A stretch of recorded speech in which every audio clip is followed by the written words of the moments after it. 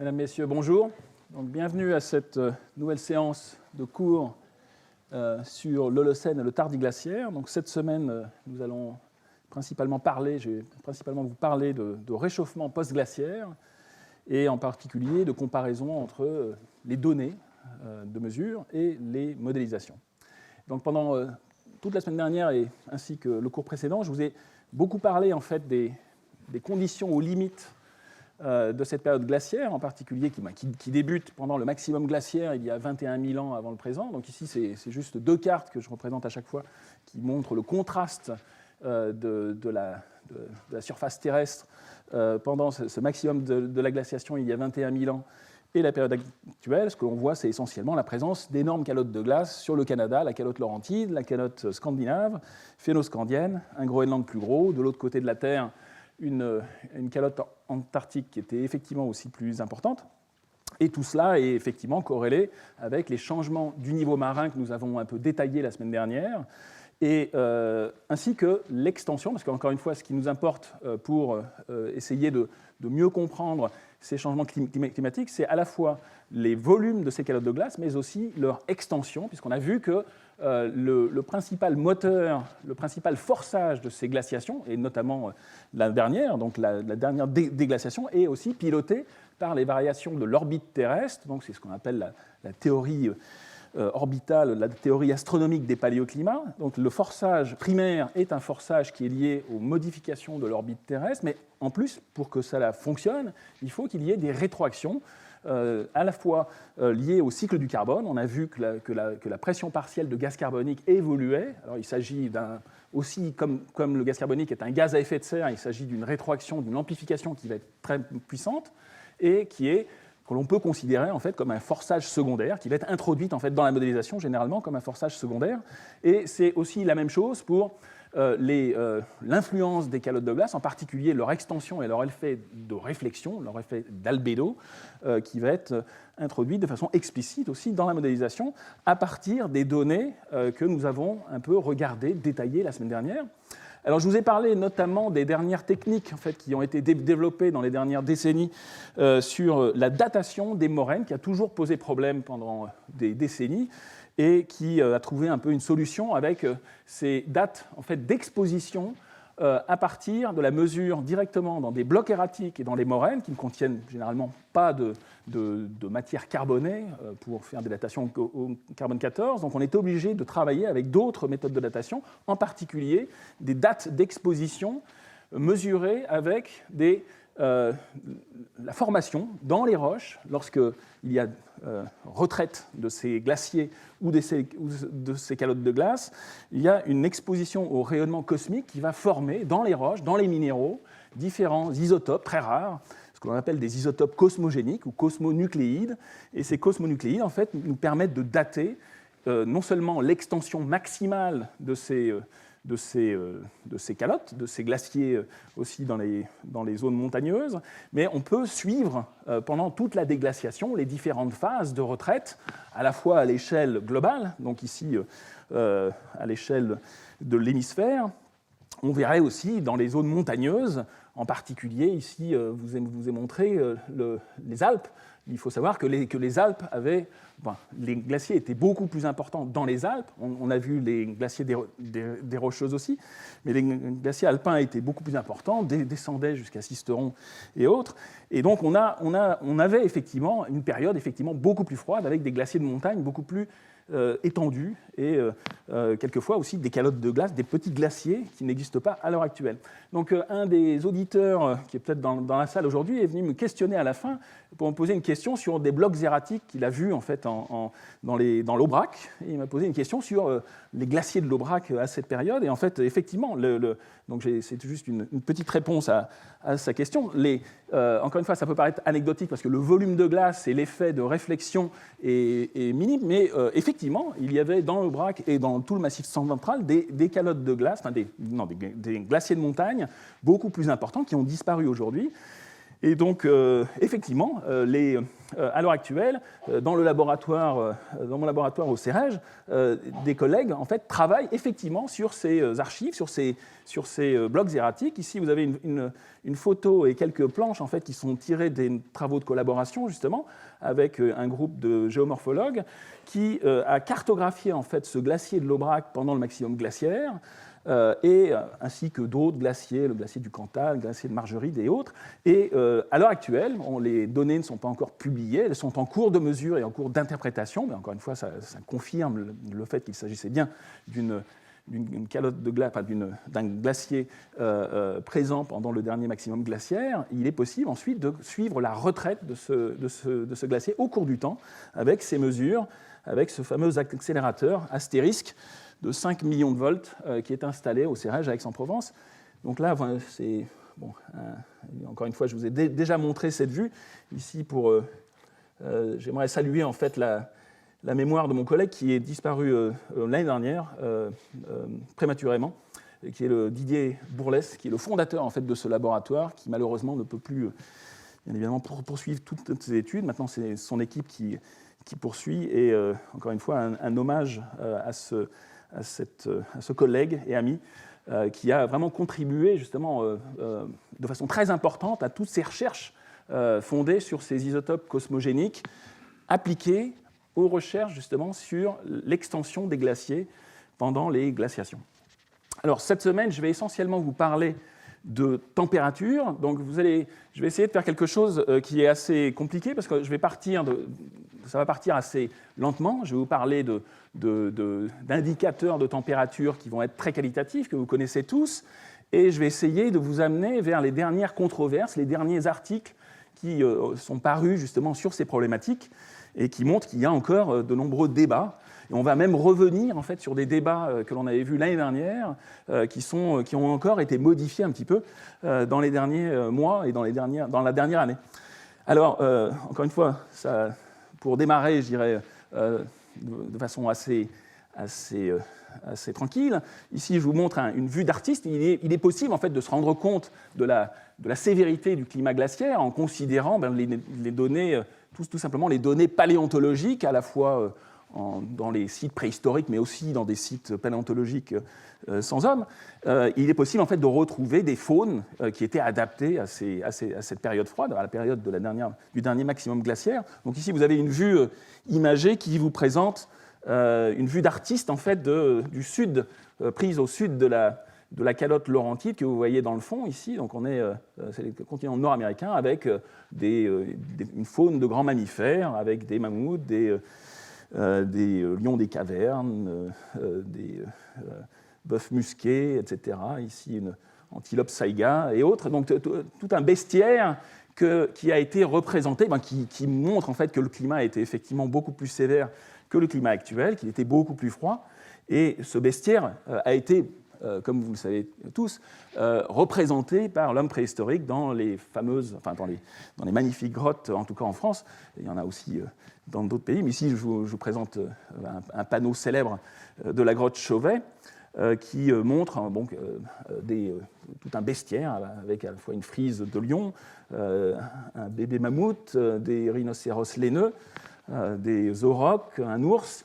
Alors la grotte Chauvet, elle est datée, est plus ancienne que le dernier maximum glaciaire, elle date de 36 000 ans avant la période actuelle, mais il s'agit globalement de la même glaciation, donc on est effectivement en période froide. Plus proche en fait, du dernier maximum glaciaire, il y a Lascaux. En fait. Lascaux, pendant assez longtemps, avait des datations assez controversées. Pour la grotte Chauvet, il est possible directement de prélever les charbons qui ont été utilisés pour faire les représentations et de les dater au carbone 14. Donc il est possible en fait, de dater directement ces peintures. C'est la même chose pour d'autres grottes ornées. Par contre, la grotte de Lascaux, ainsi que d'autres grottes, par exemple Rouffignac, l'homme préhistorique n'a pas utilisé de charbon à chaque fois, et souvent les pigments sont des minéraux, et donc il n'est pas possible de dater directement. Donc la datation de Lascaux a été controversée pendant assez longtemps, parce qu'elle était fondée en fait, sur des objets trouvés à terre, dans le site. Et les techniques en plus analytiques ont évolué, en particulier pour le carbone 14. Et donc les datations en fait, de cette grotte ont un peu évolué dans le temps. On est passé pendant très longtemps, les gens considéraient que c'était 18 000 ans avant le présent. Et en fait, la date la plus probable, qui est fondée en fait sur des recherches assez récentes et sur des datations qui ont été refaites avec des techniques analytiques pointues, converge vraiment vers le dernier maximum glaciaire. Je vais essayer de ne pas perdre ma voix. Alors, donc un dernier maximum glaciaire qui montre que ce bestiaire, enfin, c'est tout une frise célèbre qui vous montre en fait des aurochs, des chevaux, des cervidés. Donc dans ce cas-là, il s'agit d'espèces qui vivent qui ne sont pas représentatives de climats très très froids. L'homme préhistorique a représenté les animaux comme il le voulait. Donc, il triait, et bien évidemment, les choses sont excessivement compliquées, mais il a représenté quand même des animaux qui sont tout à fait adaptés au froid, que l'on rencontre de façon plutôt rare en fait, dans l'art pariétal. Ici, je voulais juste en signaler certains, par exemple les fameux mammouths et rhinocéros laineux de la grotte de Rouffignac, ici deux rennes affrontées de la grotte de Font-de-Gaume, un bœuf musqué à logerie haute, les fameux pingouins de la grotte Cosquer qui ont disparu à l'heure actuelle. Et ici, deux représentations sur des os. D'une part, des rennes sur une représentation ici venant de la grotte du Courbet, ainsi qu'on le voit un peu plus difficilement, des antilopes saïga qui aujourd'hui existent, mais dans des zones effectivement beaucoup plus froides. Donc, ce sont des antilopes vraiment adaptées à des conditions de steppe froide. Donc, tout un bestiaire qui nous montre en fait que la glaciation, pendant le dernier maximum glaciaire, il faisait effectivement plus froid de plusieurs degrés, voire plusieurs dizaines de degrés. Plusieurs degrés, voire une dizaine de degrés. Le problème est bien évidemment de quantifier ces changements de température et d'essayer de les cartographier pour avoir une vue, je dirais, scientifique de paléclimatologie. Et on ne peut pas effectivement se contenter de regarder uniquement des représentations qui en plus ont été triées par l'homme et sont représentées de façon qu'il a représenté comme il le voulait. Alors, je vous ai parlé de paléontologie, je vous ai dit qu'il y a de nombreux restes que l'on peut regarder de faune de grands mammifères. Pour aller beaucoup plus loin dans la quantification et pour avoir une statistique beaucoup plus importante, les chercheurs vont essentiellement travailler sur des microfossiles, parce que généralement dans les sédiments, quand on fait des carottages dans des lacs ou dans des sédiments marins, on a plus de statistiques en travaillant sur des microfossiles que sur des macrofossiles. C'est tout à fait évident. Il est possible d'en trouver beaucoup plus et de les dater de façon beaucoup plus fine. Donc, de façon tout à fait caractéristique, les chercheurs, pendant très longtemps, en particulier pour les zones de l'océan, ont reconstitué en fait les changements du plancton, en regardant en microscopie et en comptant, en regardant les pourcentages des différentes espèces de différents organismes planctoniques, en particulier des organismes du zooplancton, ce que l'on appelle des foraminifères planctoniques, qui forment des coquilles calcaires. Donc vous avez ici une représentation de quelques espèces de foraminifères planctoniques qui existent encore à l'heure actuelle, qui existaient dans le passé. Certaines sont caractéristiques de zones chaudes, d'autres sont caractéristiques de zones plus froides. Il y en a des centaines, et en faisant des statistiques à partir des prélèvements actuels et des sédiments anciens, il est possible en fait d'estimer avec des fonctions de transfert statistiques, empiriques, des estimations de changement de température. C'est ce qui a été fait pendant quelques décennies. Donc ici, juste pour illustrer un peu les choses, ici, ces cartographies vous montrent en fait pour la dernière glaciation les statistiques, la différence en pourcentage entre les niveaux modernes et les niveaux glaciaires. Ce qu'il faut voir, c'est que pratiquement pour une grande partie de l'océan, en particulier à moyenne et haute latitude, les faunes de foraminifères avaient pratiquement totalement changé. Vous voyez ici des changements qui sont de plus de 50% de ces faunes de foraminifères. Les changements dans la zone intertropicale étaient moindres, mais ceci signale le fait que la température de l'océan était effectivement beaucoup plus froide. et qu'il est possible en fait de le suivre avec ces études de micropaléontologie. Donc des fonctions de transfert qui ont été utilisées pendant des décennies. Depuis quelques années, les chercheurs paléoclimatologues se sont tournés vers d'autres outils qui sont complémentaires, c'est-à-dire qu'on utilise encore les outils de micropaléontologie, mais ils ont été complétés par d'autres techniques de paléothermométrie qui sont fondées en fait sur des outils de géochimie en particulier de géochimie organique, en mesurant des composés organiques qui sont synthétisés par le phytoplancton, en particulier pour les sédiments océaniques. Donc on va retrouver ces molécules qui sont synthétisées par certaines algues du phytoplancton, en particulier ce que l'on appelle les algues coccolithophoridées, qui sont très abondantes dans l'océan et qui synthétisent des molécules. Et elles jouent en fait sur des rapports moléculaires pour ajuster leur fluidité à la température ambiante de l'océan de surface. Et ce faisant, en fait, il est possible de faire un calcul de température uniquement en faisant le rapport, en particulier, de deux molécules. Ici, il s'agit de deux cétones en C37 avec plus ou moins de double liaisons. Et le nombre de double liaisons de ces molécules, les rapports entre trois double liaisons et la somme des deux, donc un rapport normalisé, covarie avec les températures. C'est quelque chose que l'on peut observer lorsqu'on fait la culture en bocal portée à différentes températures de ces algues. Ici, vous avez une représentation qui vous montre des mesures qui ont été faites avec des cultures de ces algues portées à différentes températures. Et dans l'océan ouvert, les chercheurs ont mesuré de très nombreux sédiments de surface pour mesurer donc pour des périodes très récentes, puisque là, les sédiments de surface correspondent à l'océan actuel.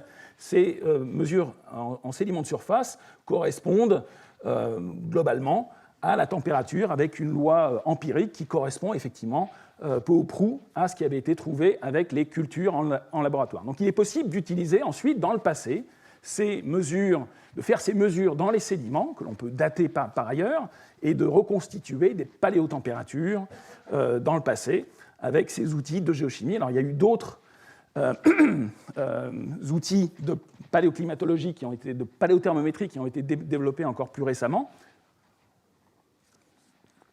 Ici, il s'agit d'un autre paléothermomètre ici qui est synthétisé par des archées, du plancton, qui joue en fait ici non pas sur le nombre de double liaisons, mais sur le nombre de cycles moléculaires pour certains composés, pour les tétraéthers qui sont constitutifs de leur cytoplasme. Et ces archées, donc à la fois en laboratoire et dans l'océan ouvert, ont été étudiés. Et il est possible de voir en fait que le nombre de cycles sur ces molécules va dépendre de la température. Donc on a un index de cyclisation, du nombre de cycles dans ces molécules, qui peut être construit avec une normalisation. Donc on a un index de cyclisation qui va varier entre 0 et 1. Et cet index de cyclisation covarie avec la température. Comme vous le voyez, ici, il s'agit de sédiments de surface prélevés dans différentes zones, à différentes latitudes, qui montrent en fait une covariation entre les températures de cette surface, qu'on appelle les SST, donc Sea Surface Temperature, ou température des eaux de surface en français, et l'indicateur, cet indicateur TEX, qui est l'indicateur de cyclisation de ces molécules. Donc ça, c'est un outil qui va nous permettre ensuite d'étudier ces sédiments anciens.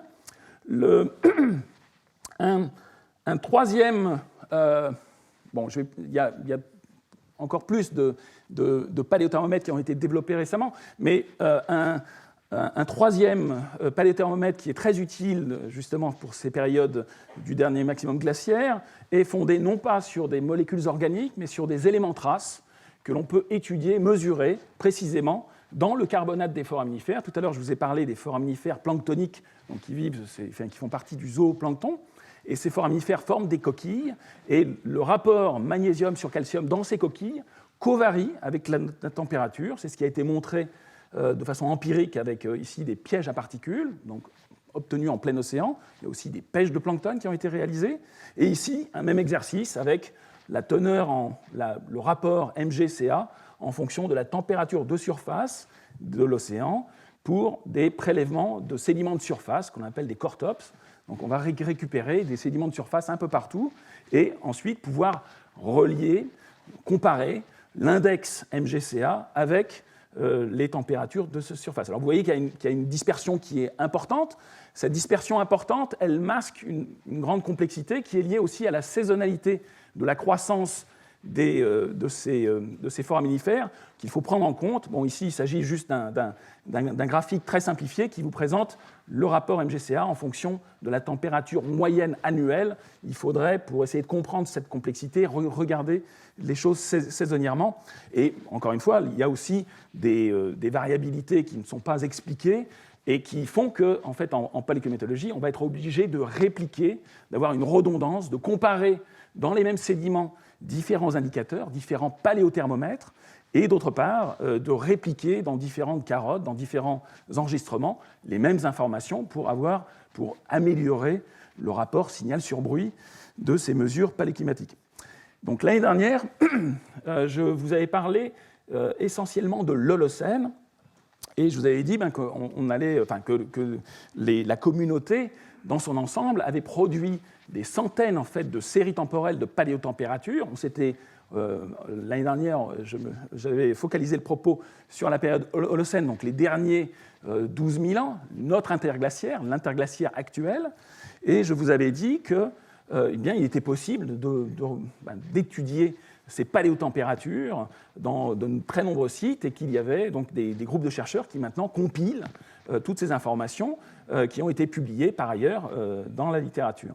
Donc vous avez ici une cartographie que je vous ai déjà montrée l'année dernière pour un travail récent de compilation de pratiquement 700 séries temporelles de paléotempérature pour l'Holocène avec différents indicateurs. Donc on retrouve ici mes alcénones, les composés organiques synthétisés par les coccolithophoridés. Je vous ai parlé aussi du MgCA. Il y a d'autres indicateurs, en particulier à terre. Il est possible d'utiliser des fonctions statistiques, des fonctions de transfert avec les pollens, qui sont très utilisés pour la période de l'Holocène. Et je vous ai dit en particulier que, de façon assez récurrente, quand on faisait les compilations brutes de ces changements de température pendant l'Holocène, eh bien, on trouvait d'une part une amplitude qui est relativement faible. Vous voyez ici pour les derniers 12 000 ans ou 11 500 ans pour l'Holocène, on a une gamme de température qui est de l'ordre de 1 degré, donc un changement de température relativement faible, mais un des points qui était apparemment robuste dans les compilations de données, c'était le fait qu'il y avait un optimum, un maximum de température vers 6 000 à 7 000 ans, qui est appelé l'optimum Holocène. Je vous ai dit que plusieurs groupes avaient essayé de faire les mêmes reconstitutions. Bon, les reconstitutions divergent un peu, mais globalement, les températures sont toujours un peu supérieures pendant cette période de l'Holocène par rapport à la température actuelle. Et bien évidemment, tout le problème est de savoir si nous sommes déjà au-dessus du début de l'Holocène ou pas. Alors, comme les indicateurs sont très imparfaits, il est urgent et important, et c'est ce que font les chercheurs, il faut ensuite étudier les différents indicateurs, les différentes archives, pour voir s'il n'y a pas des biais systématiques qui seraient liés, par exemple, aux différents types d'indicateurs. C'est ce qui a été fait dans le cadre de cette étude. Ici, c'est un panneau, il n'est pas complet parce qu'il y avait d'autres indicateurs, mais qui récapitule les compilations pour l'Holocène, qui sont fondées uniquement sur un type d'indicateur au lieu de tout mettre dans le même sac. Donc vous avez en particulier les pollens ici, qui constituent l'essentiel, en fait, qui domine la reconstitution pour l'Holocène, parce qu'il y a beaucoup de sites à terre sur le continent. Donc ici 300 sites qui montrent c'est les pollens qui dominent la reconstitution finale et qui est responsable en fait aussi de ce maximum de température vers 6 000 à 7 000 ans. On le voit bien ici, vous avez un maximum qui est beaucoup moins marqué en fait dans les autres indicateurs. Ici par exemple le MgCA, magnésium calcium dans les foraminifères, les alcénones dans une moindre mesure montrent un optimum climatique moins marqué et surtout un réchauffement qui est beaucoup plus marqué, beaucoup plus important au tout début de l'Holocène, alors que ici vous avez réchauffement qui est très graduel.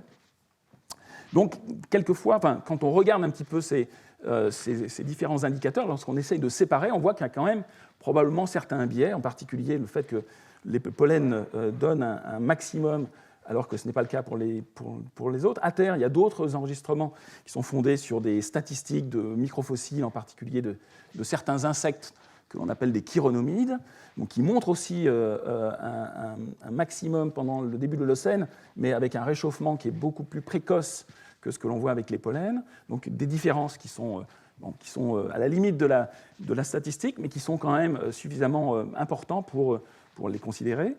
Les autres données du problème sont que toutes ces compilations statistiques font appel à des techniques de compilation qui peuvent être différentes, et suivant les techniques analytiques, statistiques qui sont employées, on va trouver une amplitude qui va être plus ou moins importante pour cet optimum climatique. C'est ce qui était signalé ici. Donc là, encore une fois, on met tout dans le même sac, mais les statistiques n'ont pas été faites avec les mêmes techniques mathématiques, et dans ce cas-là, on voit qu'il y a une certaine variabilité, en particulier dans l'amplitude. Ici, pour une technique, elle va jusqu'à pratiquement 1 degré Celsius au-dessus de la température des derniers 1000 ans, donc, alors que d'autres techniques donnent des réchauffements qui sont moindres. Mais en tout état de cause, il n'y a pas de technique statistique qui donne des températures plus faibles pour cette période. Donc on a quand même quelque chose qui reste, qui est robuste, mais on voit qu'il y a effectivement des incertitudes.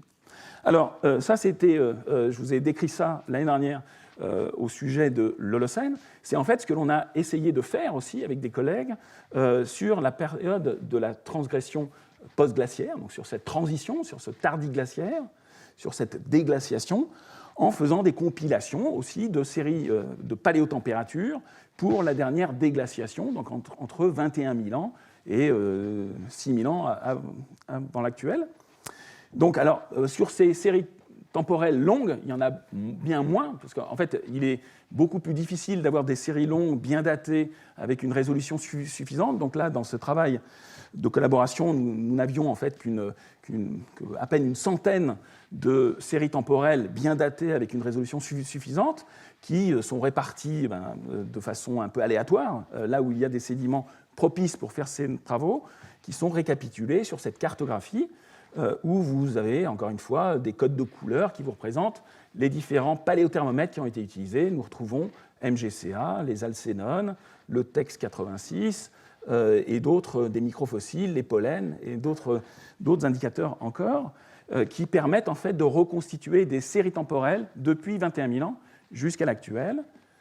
Donc voici juste en format timbre-poste les séries temporelles pour cette déglaciation. Donc chaque série temporelle est étudiée finement avec ses datations particulières. Il y a des incertitudes qui sont aussi propagées dans les calculs, qui tiennent compte en fait des incertitudes liées à ces différents indicateurs et aussi aux incertitudes liées aux datations. Donc, encore une fois, certaines séries temporelles ont été établies dans mon labo. Donc, juste pour illustrer un peu les choses, ici, je vous présente 2 séries temporelles tout à fait typiques que nous avons mesurées à Aix-en-Provence sur des sédiments, d'une part de l'Atlantique, représentés en rouge, et d'autre part des sédiments de l'océan Indien, représentés en vert, avec des techniques fondées sur ces paléothermomètres moléculaires, à la fois alcénone et tétraéther, donc UK37' et TEX 86, pour des sédiments au large de la marge ibérique, donc vers 40 nord dans l'Atlantique Nord, et d'autre part des sédiments au sud de l'océan Indien tropical. Donc ce que l'on voit en regardant la série temporelle pour l'Atlantique Nord, c'est qu'il y a des changements de température qui sont très conséquents. Vous avez le dernier maximum glaciaire ici, les points les plus froids par rapport au maxima de l'Holocène sont plus froids de l'ordre d'une dizaine de degrés. Donc on a effectivement un changement de température qui est absolument colossal. Et encore une fois, il s'agit de mesures qui moyennent les choses sur des siècles. Donc il s'agit vraiment de changements climatiques très importants. Donc on a un saut de température. Et ce que l'on va voir un peu plus en détail dans les prochains cours de façon plus détaillée, c'est que cette période de déglaciation, elle est en fait très tourmentée. On va voir qu'elle est très tourmentée, notamment en Atlantique Nord. Ici, vous avez des structures, vous avez une déglaciation qui commence par un coup de froid, ensuite un réchauffement, ensuite un autre coup de froid, ensuite une stabilisation vers l'Holocène.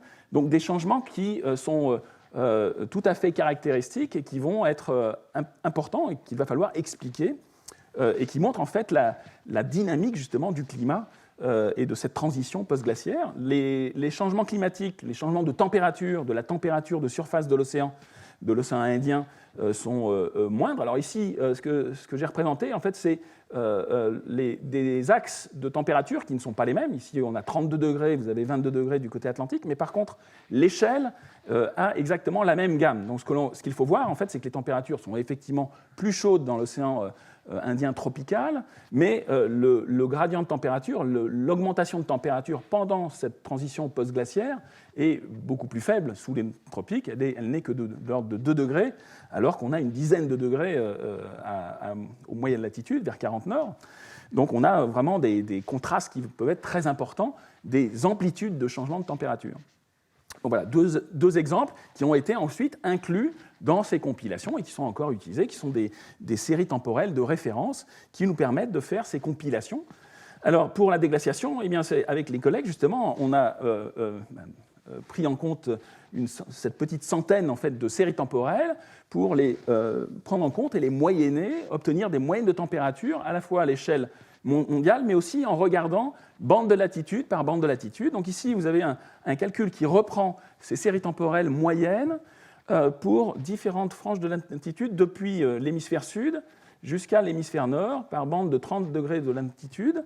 Et ce que l'on voit de façon très très nette en faisant justement cette dissection du signal de température pendant la déglaciation, c'est que le réchauffement post-glaciaire est en retard dans l'hémisphère nord. Ici, vous avez les deux courbes qui représentent une compilation de plusieurs dizaines de séries temporelles pour ces bandes de latitude, 60, 90, 30, 60. La série temporelle que je vous ai montrée juste auparavant, vers 40 nord, elle est en fait incluse dans la courbe bleue. Elle est au même titre que d'autres. Et donc, on retrouve justement ce phénomène avec des transitoires qui font que quand on regarde comme ça à l'échelle de la planète, on a un déphasage entre ce réchauffement post-glaciaire dans la zone sud par rapport à ce qui se passe dans l'océan Atlantique et dans l'hémisphère nord en règle générale. Donc on a un décalage qu'il va falloir expliquer et qui va être aussi très intéressant du point de vue climatique, comme vous allez le voir, qui va faire intervenir l'océan dans les prochains cours. Alors, il est aussi intéressant, quand on regarde les changements de température, le réchauffement mondial actuel, il est aussi important de faire une compilation globale, au même titre qu'on peut estimer un réchauffement mondial à l'échelle de la planète pour le dernier siècle. On peut faire ce genre de calcul à l'échelle de la déglaciation, de calculer donc une température moyenne globale. C'est ce que nous avons fait dans le cadre de ce travail, avec cette courbe grise en fait, qui masque en fait la complexité que je viens de vous montrer, le fait que l'hémisphère sud se réchauffait avant l'hémisphère nord, mais qui représente, du mieux que l'on peut, la température moyenne globale pendant toute cette déglaciation. C'est cette courbe grise qui est bien datée. Ce qu'il faut imaginer, c'est que toutes ces séries temporelles ont été datées finement. Donc il y a à la fois tout un travail en fait, de calibration des paléothermomètres, mais aussi un travail de calibration et de géochronologie sur tous ces sédiments pour obtenir des datations à quelques siècles près, ou mieux que quelques siècles près, pour pouvoir compiler et ensuite étudier des déphasages entre les différentes séries temporelles. En particulier, c'est très important d'avoir des datations fiables dans toutes les séries temporelles pour pouvoir ensuite comparer les changements de température avec les modélisations ou avec aussi les différents forçages. C'est ce qui est fait ici partiellement sur cette vue. Ce qui est montré ici, c'est, je vous ai dit donc au départ que le forçage primaire de ces glaciations et donc de ces déglaciations est le signal lié au changement de l'orbite terrestre, mais je vous ai aussi indiqué qu'on a une réponse du cycle du carbone à ces glaciations qui font évoluer dans le temps la pression partielle de gaz carbonique qui varie de pratiquement 100 ppm, donc pratiquement ce que l'on a fait, ce que l'on a imposé à notre atmosphère depuis un siècle avec les changements depuis l'ère industrielle. Mais ces changements donc, sont naturels, sont liés donc, à une rétroaction du cycle du carbone en réponse aux glaciations. Mais comme le gaz carbonique ainsi que les autres gaz qui covarient sont des gaz à effet de serre, eh bien, ça a un effet d'amplification, de forçage secondaire, puisqu'en fait, lors de la modélisation, on va utiliser ces séries temporelles de P de CO2 que l'on peut mesurer dans les bulles de gaz dans les carottes de glace, en particulier de l'Antarctique pour le CO2. Et donc, il est possible ensuite de comparer directement, c'est ce qui a été fait sur cette représentation, la série temporelle de réchauffement moyen global qui est représentée ici par la courbe grise, qui compile la centaine de séries temporelles que je vous ai montrées auparavant, avec la P de CO2 mesurée dans les bulles d'air, qui est représentée ici en violet.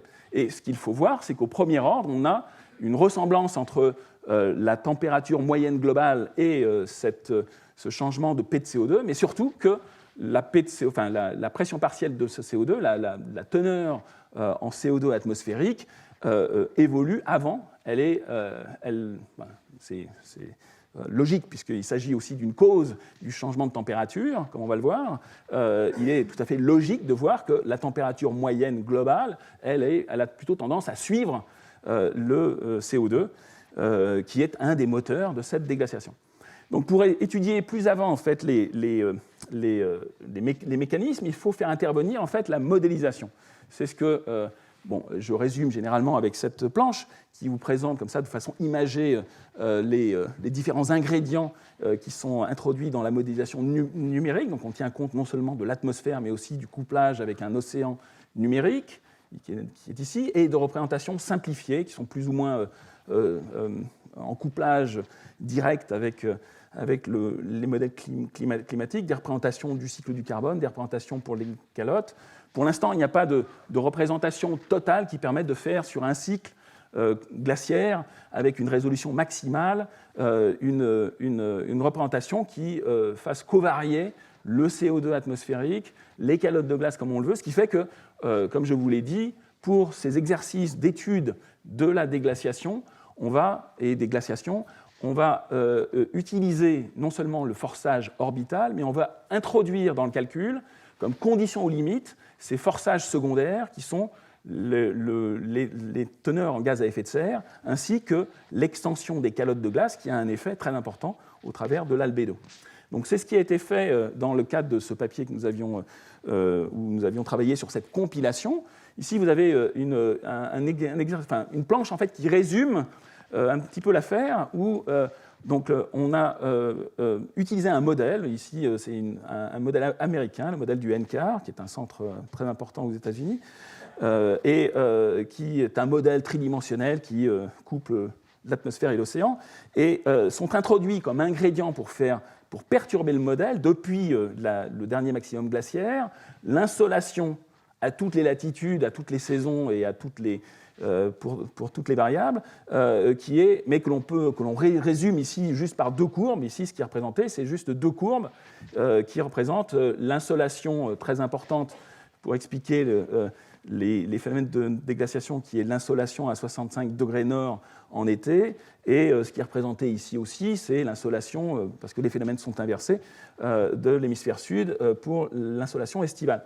Donc toutes ces insolations sont prises en compte à toutes les latitudes et pour toutes les saisons dans la modélisation, et s'il n'y avait que cela, eh bien, on serait bien incapable d'expliquer la déglaciation. Le calcul qui fait intervenir uniquement le phénomène d'insolation, il est représenté par la courbe verte. Donc on a une évolution au cours du temps de la modélisation qui est représentée par ce panneau du milieu de cette planche, qui montre en fait qu'on n'arrive pas avec le modèle à faire réchauffer la Terre pendant cette déglaciation si l'on ne tient compte que du forçage orbital, que du forçage de l'insolation à toutes les latitudes et à toutes les saisons. Et donc, par contre, lorsque l'on introduit d'autres phénomènes que l'on connaît, qui ont existé et qui sont en fait des rétroactions, des conséquences du changement climatique, lorsque l'on introduit les variations du gaz carbonique et des autres gaz à effet de serre, qui sont représentés ici. Ici, vous avez une évolution du gaz carbonique que l'on va utiliser et introduire comme perturbation de la modélisation. On va aussi introduire les surfaces des calottes de glace qui sont ici symbolisées par cette courbe en vert qui vous présente en fait l'ère de ces calottes de glace au niveau planétaire, de façon très résumée, mais encore une fois, il y a dans ces modèles une spatialisation complète de ces calottes de glace. Cette évolution de la surface des calottes de glace va effectivement avoir une grosse influence sur l'albédo terrestre.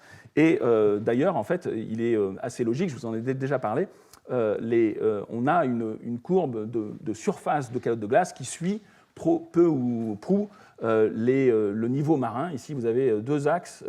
La courbe verte est exprimée ici en pourcentage en air, en surface, et la courbe les points représentatifs de cette courbe ici sont en fait exprimés en niveau de la mer. Donc on a une correspondance entre niveau de la mer et surface au premier ordre.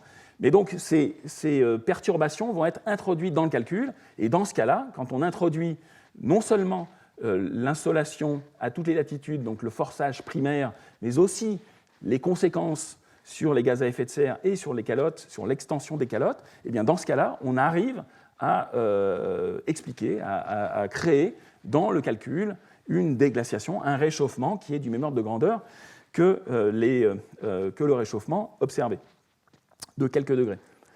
Donc c'est quelque chose qui est tout à fait robuste. Il y a beaucoup de groupes de modélisation qui ont fait les mêmes essais, qui montrent en fait qu'il faut absolument introduire ces rétroactions climatiques qui sont constituées par les changements de gaz carbonique et les changements de l'extension des calottes.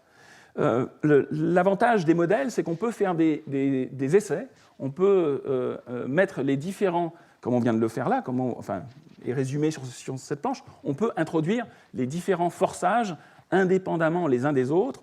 On peut aussi essayer de comparer directement la modélisation, les modélisations à l'échelle planétaire ou à l'échelle des différentes zones géographiques, les bandes de latitude, comme je vous l'ai montré auparavant, avec les données, mais on peut aussi faire d'autres exercices, en particulier regarder si le nombre limité de sites que je vous ai montré tout à l'heure et le fait que la couverture spatiale est tout à fait imparfaite, les sites sont situés là où on a de l'information, eh bien, on peut, avec ces modèles, échantillonner, sous-échantillonner le modèle.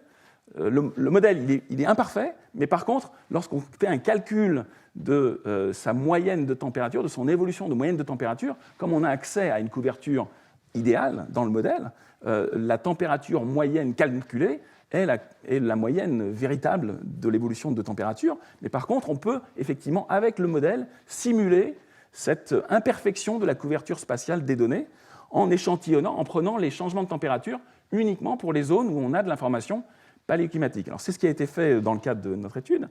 Et en gros, le message est que ça a une influence, c'est-à-dire que le fait d'avoir comme ça uniquement une petite centaine de sites qui représentent les paléotempératures est imparfait et engendre en fait un lissage, une sous-estimation pendant la période glaciaire, en particulier pour l'hémisphère nord, des changements de température. C'est ce qui est montré ici avec le modèle.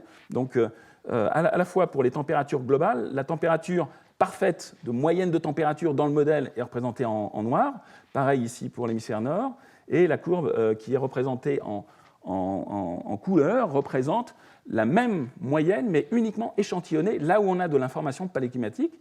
Et ce que l'on voit, c'est que les contrastes de température peuvent être ici de l'ordre de 1 degré. Donc c'est quelque chose qui est significatif. Donc il faut prendre en compte. Mais donc on a des exercices que l'on peut faire avec cette modélisation. Alors c'est ce qui a été fait par d'autres groupes. Ici, vous avez un travail plus récent de modélisateurs qui, là, ont travaillé avec 3 modèles et ont comparé trois modèles sur toute la déglaciation. Et on fait la moyenne de ces 3 modèles. Parce que, encore une fois, chaque modèle est assez imparfait, donc il est important de faire des compilations, au moins d'avoir plus qu'un seul modèle, et de faire des compilations pour voir ce qui est robuste ou ce qui ne l'est pas.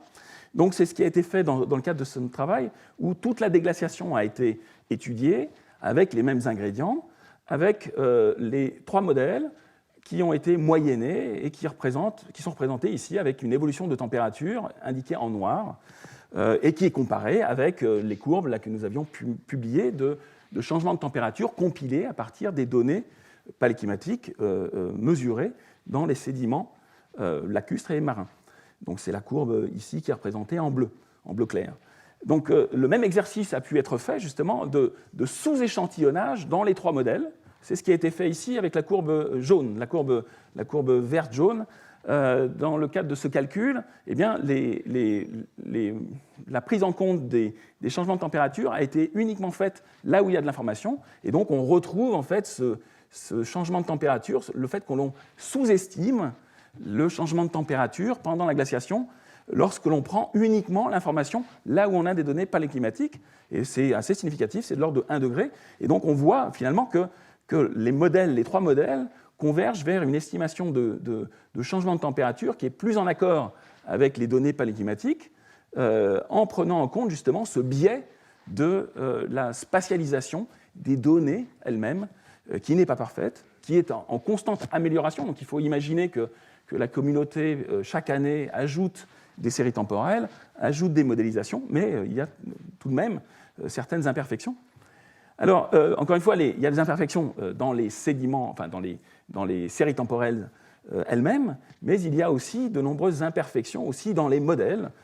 C'est ce que l'on peut regarder justement en considérant et en séparant l'influence des différents forçages dans ces trois modèles. C'est ce qui a été fait justement dans le cadre de cette étude qui comparait trois modèles sur toute la déglaciation. Ici, vous avez une planche qui représente le réchauffement post-glaciaire simulé par ces trois modèles individuellement. Donc, au lieu de faire la moyenne, les trois panneaux correspondent aux trois modèles qui sont obtenus par des groupes différents.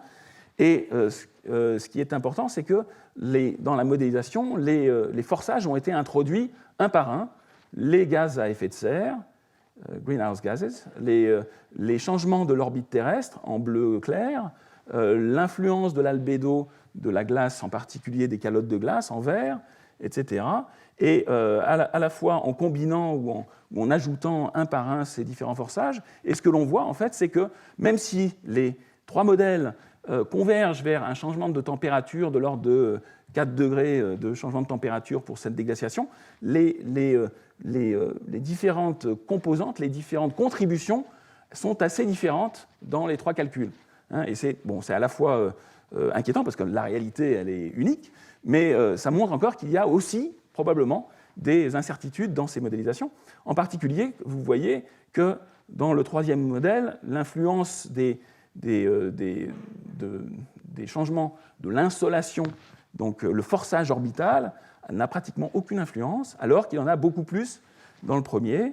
L'influence de la présence des calottes de glace, l'albédo, est beaucoup plus importante et pratiquement le double dans le deuxième modèle par rapport au premier. Donc on a effectivement des incertitudes qui sont liées à ces différents modèles, d'où l'utilité et le fait que c'est impératif de faire ces comparaisons, à la fois des comparaisons entre différents paléothermomètres pour les données, mais aussi pour les modèles des différents groupes de modélisation qui sont tout à fait indépendants, qui échangent de l'information, mais qui, de temps à autre, vont s'accorder pour comparer leur modélisation avec les mêmes conditions aux limites, les mêmes forçages, pour voir si les modélisations sont compatibles. C'est ce qui est fait de temps à autre, justement, dans le cadre de ces travaux où on compare différents modèles, et c'est réalisé aussi dans le cadre de grandes intercomparaisons, ce qu'on appelle des intercomparaisons PMIP, qui sont limitées, non pas... pour l'instant, il n'y a pas eu de comparaison sur des simulations qui considèrent toute la déglaciation, mais c'est plutôt pour des fenêtres temporelles particulières.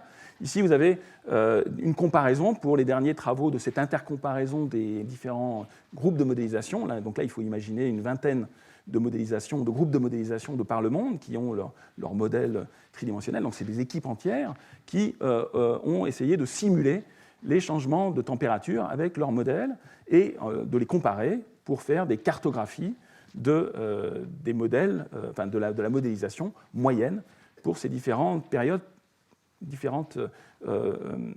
pour différentes périodes, 6 000 ans, 21 000 ans et d'autres encore. Donc ici, vous avez, encore une fois, pour une compilation assez récente, dans le cadre de l'exercice PMIP 4, une compilation des changements de température pour les modèles vers 6 000 ans avant le présent. Donc là, je reviens à ce problème de la controverse.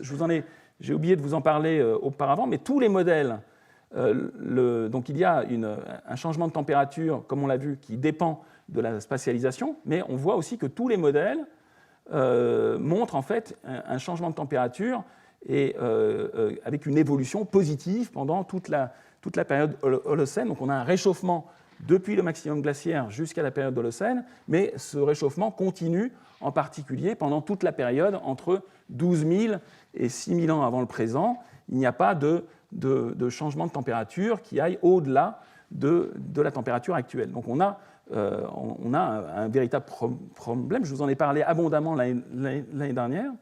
Et donc c'est quelque chose que l'on peut résumer aussi avec cette vue, qui montre que tous les modèles, lorsque l'on utilise une vingtaine de modélisations, donc là, compilés dans le cadre de l'exercice PMIP 4, vous voyez que dans ce cadre-là, lorsqu'on fait une moyenne de changement de température pour cette période, il y a 6 000 ans avant le présent, tous les modèles présentent un refroidissement à l'échelle mondiale, à part pour les hautes latitudes, mais lorsqu'on fait ensuite une moyenne à l'échelle mondiale, une moyenne des températures, du changement de température, et bien effectivement, là, c'est le refroidissement qui gagne à cause de la spatialisation des données, et on a plutôt un refroidissement pendant cette période de 6 000 ans avant le présent. Donc on n'a pas cet optimum climatique que l'on voyait dans les pollens et dans les courbes de compilation brutes qui ne tiennent pas compte de certaines complications. Alors, je vous ai dit l'année dernière qu'il y a eu des publications très récentes qui ont montré, en fait, qui ont essayé de considérer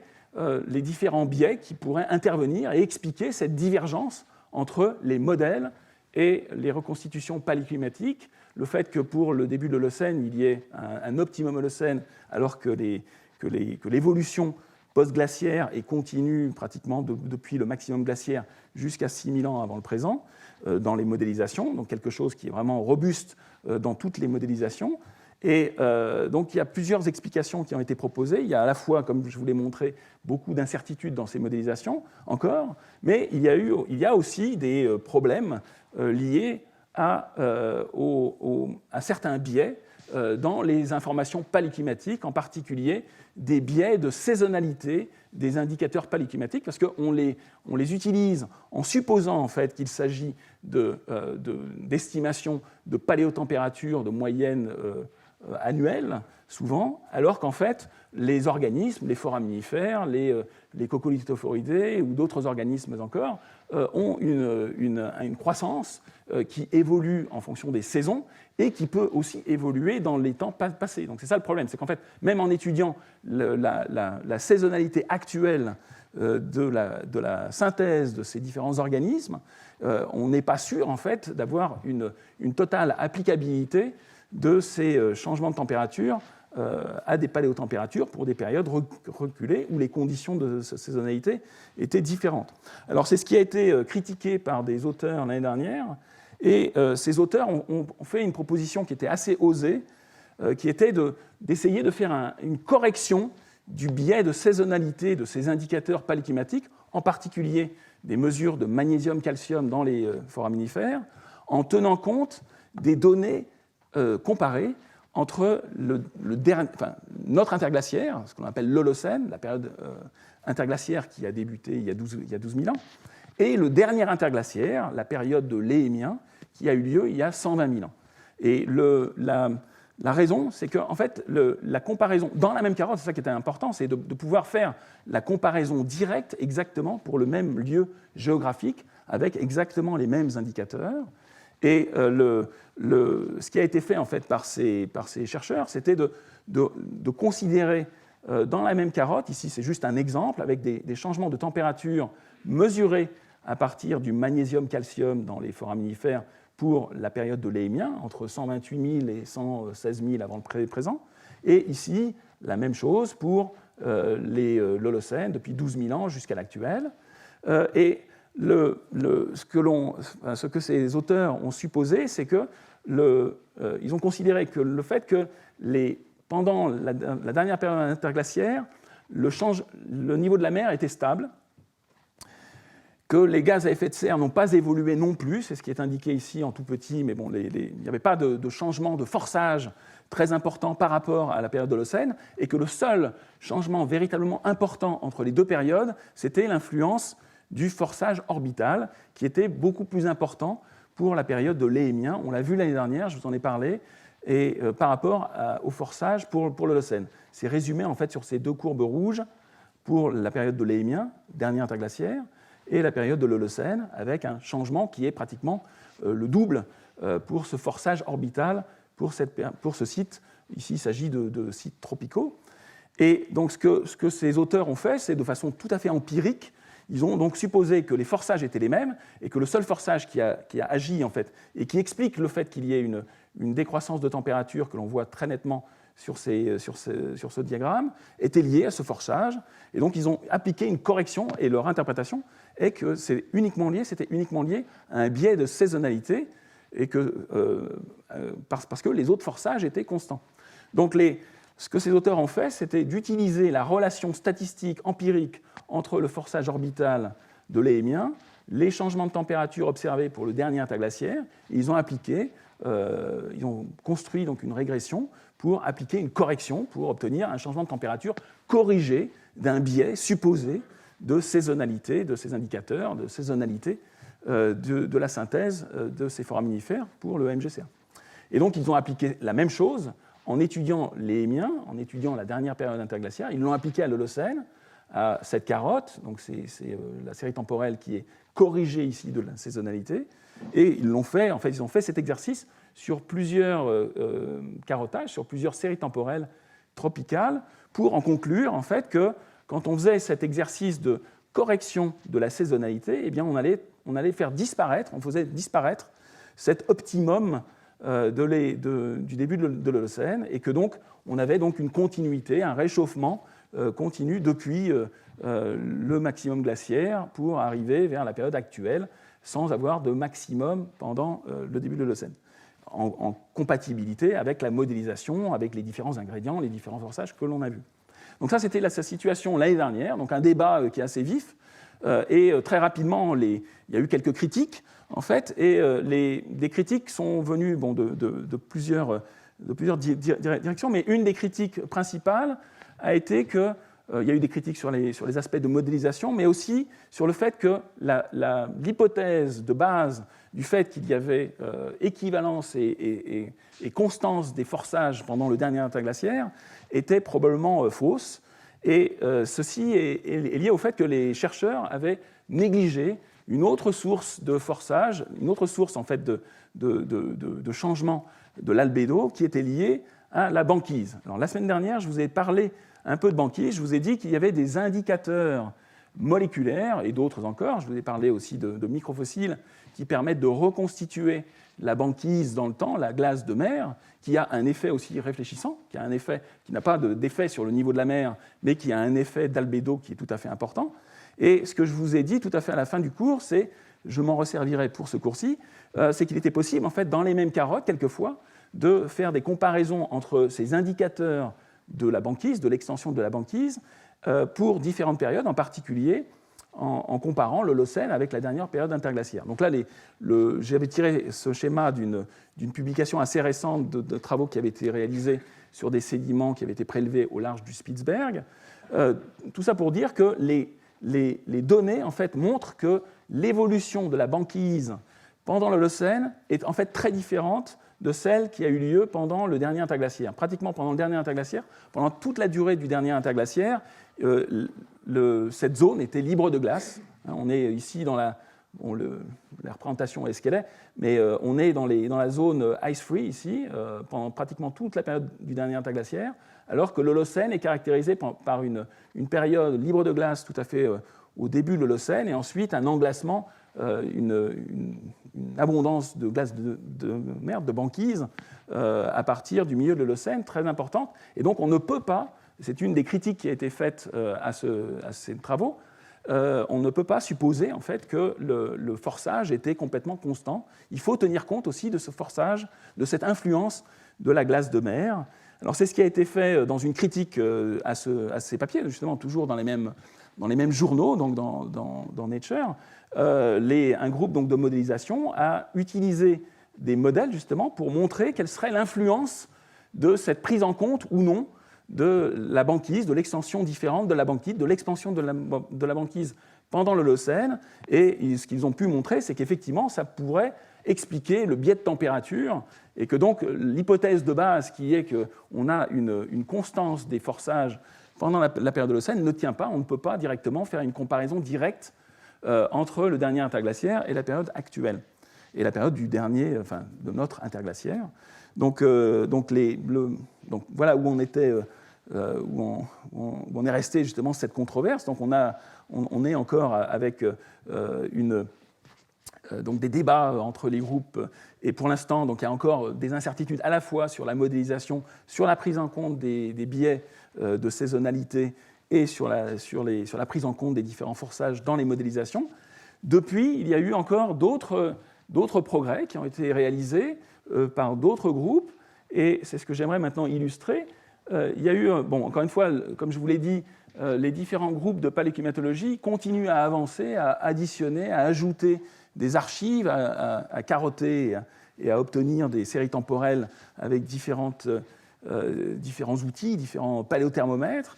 Et donc là, je vais vous montrer en fait les derniers résultats qui ont été obtenus avec une nouvelle compilation, avec une nouvelle base de données qui, elle, démarre effectivement pendant le maximum glaciaire, avec encore un peu plus d'informations que celles que nous avions utilisées auparavant. Mais encore une fois, les mêmes carottes sont toujours utilisées, les mêmes séries temporelles de référence sont prises en compte dans les calculs de moyenne à l'échelle de la planète, et toujours avec ces mêmes indicateurs, le delta O18, les alcénones, le MGCA des foraminifères, le TEX 86 des archées, qui vont être étudiés dans ces sédiments, à la fois depuis le dernier maximum glaciaire. Bon, ici, le code de la représentation montre qu'il y a des carottages qui couvrent toute la période, de 24 000 jusqu'à l'actuel, d'autres qui sont en fait limités à 18 000 ans à l'actuel, d'autres qui couvrent une période encore plus courte, juste l'Holocène. Donc en fait, il est possible d'utiliser, de compiler toutes ces informations de façon différenciée,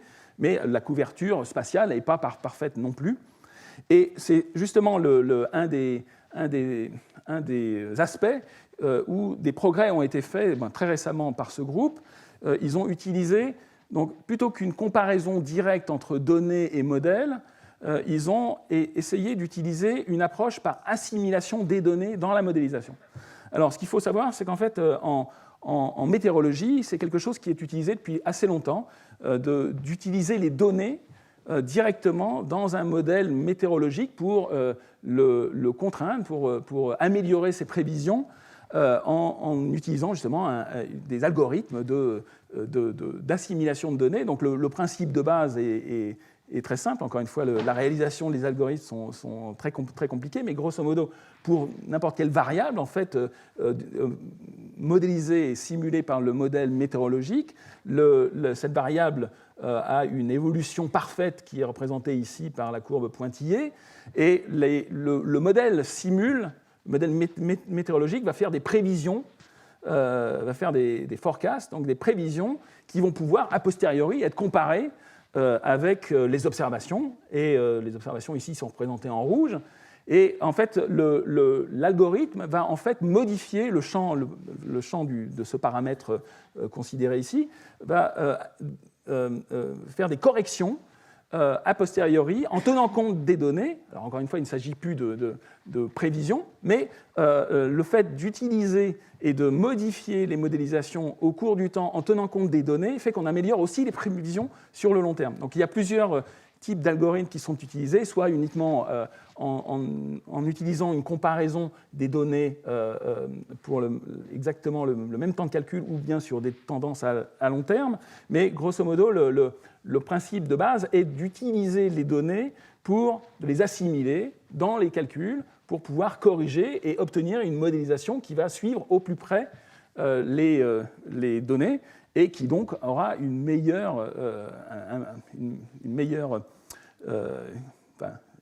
meilleures prévisions pour les aspects de prévision climatique ou météorologique, là, dans le cas des modèles météorologiques. Donc c'est un processus qui est itératif, bien évidemment, et qui est tout à fait utilisé en météorologie. Donc au final, on a finalement une combinaison entre des données et de la modélisation. Il est aussi possible, a posteriori, de réanalyser sur des décennies des données et de les combiner justement avec la modélisation, ce qu'on appelle des réanalyses. Et c'est ce principe, bon, c'est avec d'autres techniques, mais c'est ce qui a été utilisé par ce groupe de modélisation et de paléoclimatologues qui ont utilisé une autre technique, mais en gros c'est la même philosophie, d'assimilation des données paléoclimatiques dans un modèle climatique 3D couplant l'atmosphère et l'océan, un GCM, dont l'algorithme d'assimilation est symbolisé sur cette planche, qui représente ici la partie de modélisation avec le modèle atmosphérique qui simule les différents paramètres climatiques, température, pression, précipitation, les vitesses et autres, qui simule aussi l'océan avec les températures, les salinités, etc., qui simule aussi explicitement dans le cas de cette modélisation aussi les isotopes de l'eau. Et ce modèle est en fait couplé à des modèles empiriques de lien entre les paramètres climatiques et les indicateurs paléoclimatiques comme les alcénones ou le TEX86 ou le MGCA, qui tiennent compte en fait de la saisonnalité, de la croissance, de la profondeur dans la colonne d'eau, et qui donc tiennent compte en fait d'une certaine complexité de la relation entre paramètres physico-chimiques modélisés et l'indicateur paléoclimatique qui va lui pouvoir être mesuré dans les sédiments marins ou lacustres. Alors c'est ce qui a été utilisé, et dans l'algorithme, en fait, cet algorithme, donc le modèle au cours du temps va simuler des champs de paramètres physico-chimiques climatiques. Ces champs vont être convertis, en particulier pour des paléotempératures, en termes d'indicateurs UK37', etc. Et ces modélisations de ces indicateurs vont être comparées aux données paléoclimatiques mesurées. Donc ici, j'en ai représenté que deux, donc les alcénones et le MGCA dans les foraminifères.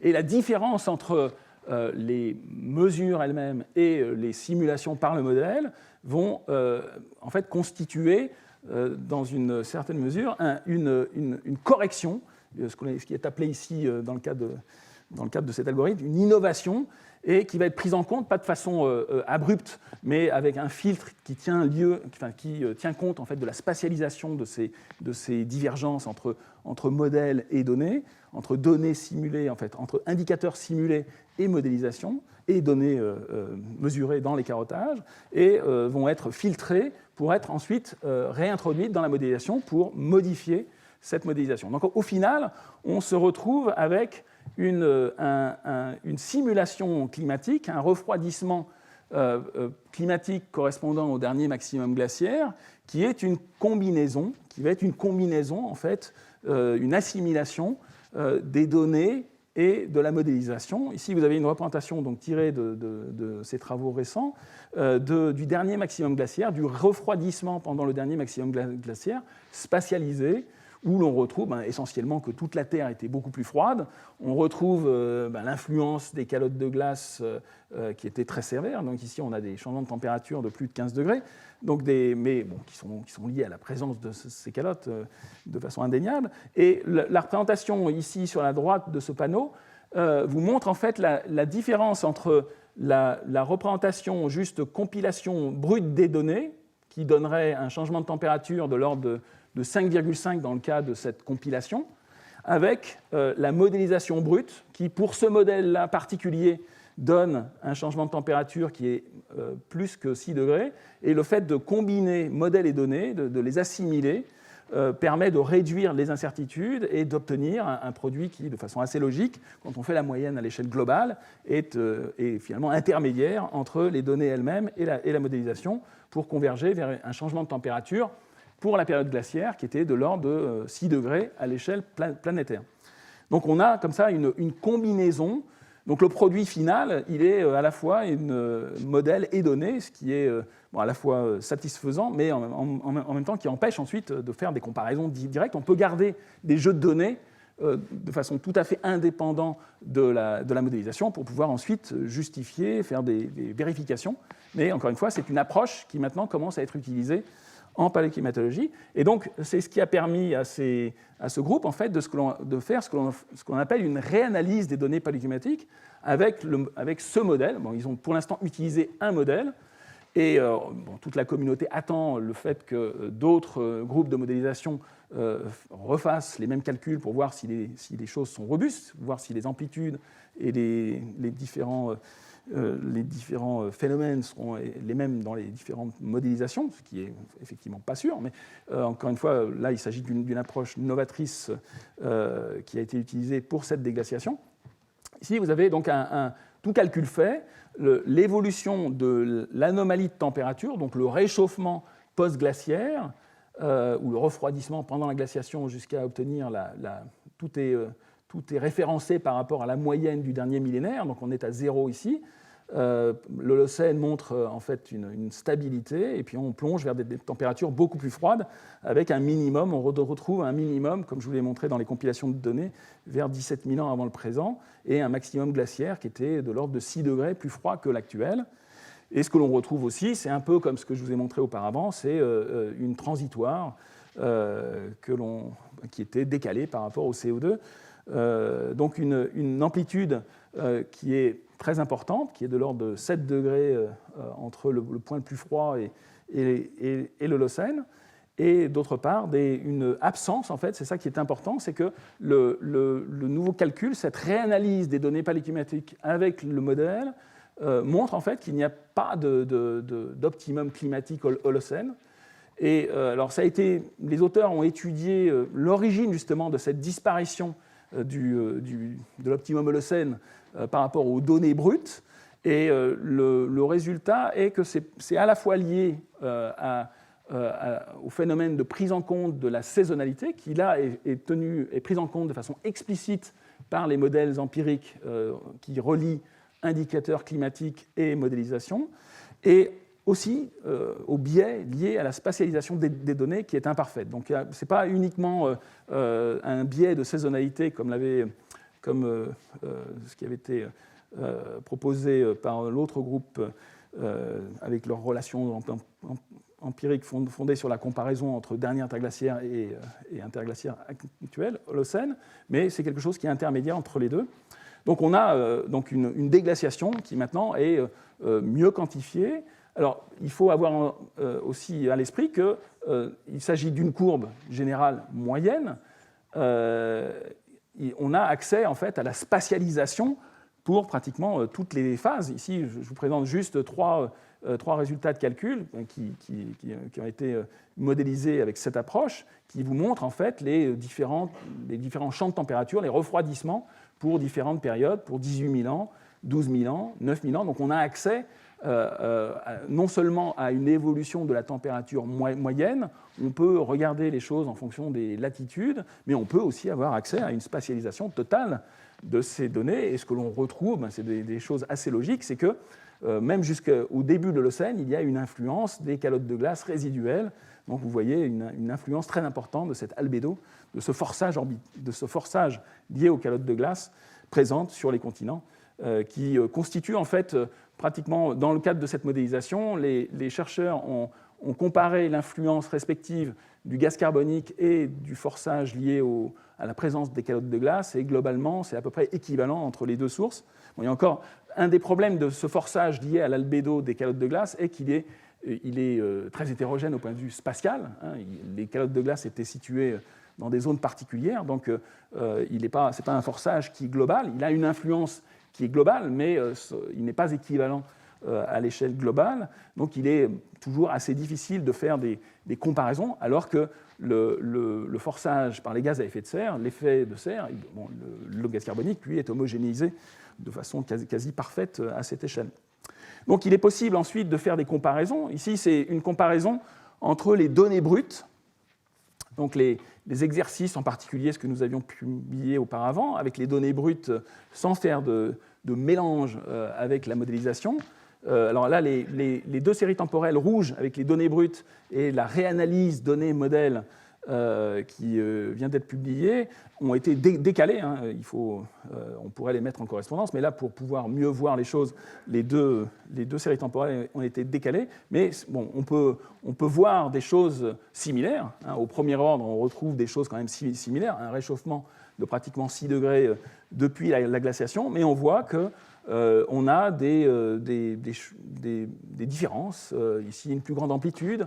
On a une différence sur la rapidité des changements. On a disparition de cet optimum Holocène dans la réanalyse. Donc on a des différences qui sont significatives et qui permettent d'avoir une meilleure confiance justement dans cette approche double, modèle, données, comparaison et assimilation de données dans la modélisation. Alors, au même titre que l'on l'avait fait pour les données brutes, il est possible aussi de regarder de façon un peu plus détaillée, de regarder bande de latitude par bande de latitude. Donc, nous le ferons dans la suite du cours pour essayer de comprendre justement ces transitoires, mais déjà en regardant, en faisant des moyennes de cette réanalyse et en séparant ce qui se passe dans l'hémisphère nord par rapport à l'hémisphère sud, on voit des différences qui sont très notables. Ici, vous avez donc un graphique qui là, divise les données modélisées, enfin, ou la modélisation avec les données assimilées, pour l'hémisphère sud et pour l'hémisphère nord. Le message, il est très simple, c'est que l'amplitude du changement post-glaciaire est beaucoup plus importante dans l'hémisphère nord. C'est assez logique, c'est l'influence des calottes de glace qui était beaucoup plus importante dans l'hémisphère nord, c'est là où elles étaient situées. Mais on voit aussi des différences de phase. Hein. On avait vu que l'hémisphère sud montait avant l'hémisphère nord. On a des transitoires dans l'hémisphère nord qui n'existent pas dans l'hémisphère sud, enfin, ou qui sont différentes. Et on a aussi une différence dans les amplitudes pour la période Holocène. Donc une comparaison qui est importante. Et bon, encore une fois, pour revenir au contexte actuel et qui est important, parce que en fait, c'est aussi une des justifications de ces études du dernier réchauffement post-glaciaire. On peut directement comparer, mettre en regard cette évolution, cette reconstitution, cette réanalyse du réchauffement post-glaciaire avec les derniers 1000 ans. Ici, il faut bien voir en fait, que l'échelle de temps est un peu différente. Donc à partir de là, on a une série temporelle qui commence à peu près vers 1000 ans avant le présent et qui représente les données beaucoup plus récentes, incluant aussi les données instrumentales sur le dernier siècle, avec l'augmentation de température actuelle du réchauffement mondial, qui lui est lié essentiellement au gaz carbonique anthropique. Donc on voit très bien aussi qu'à cette échelle-là, on voit très nettement que la rapidité, en particulier pour l'hémisphère nord, ici si vous considérez le réchauffement pour le dernier siècle dans l'hémisphère nord, on a un réchauffement qui est très conséquent, qui est sans précédent dans tous les derniers 22 000 ans de cette série temporelle, et on voit que le taux d'augmentation est aussi sans précédent. C'est-à-dire qu'il y a peut-être cette période de la déglaciation pendant laquelle l'hémisphère nord s'est réchauffé de façon à peu près équivalente au point de vue taux, nombre de degrés par siècle, que ce que nous vivons depuis un siècle. Mais donc on a des périodes, encore une fois, avec des phénomènes naturels, comme on va le voir. Donc le contexte, il est aussi important parce que ça permet de mettre en perspective ce qui nous arrive actuellement et qui, malheureusement, va avoir toute chance de se continuer puisque le CO2 continue à augmenter. Donc ici, on a un réchauffement pratiquement pour l'hémisphère nord qui est de l'ordre de pratiquement 10 degrés. À l'échelle de la planète, c'était de l'ordre de 6 à 7 degrés. Et ce qui est prévu pour la fin du siècle, comme vous le savez, c'est, suivant les scénarios, ici c'est juste une vue qui représente la partie droite de mon diagramme. Le petit zoom ici est représenté ensuite sur ces données, à la fois les données historiques sur le dernier siècle, les compilations météorologiques avec ce changement de 1 degré pratiquement en un siècle, et avec des scénarios plus ou moins optimistes, réalistes, qui montre en fait un changement de température qui, pour l'instant, va aller plutôt vers plusieurs degrés Celsius, donc au moins la moitié de ce changement, de ce réchauffement post-glaciaire.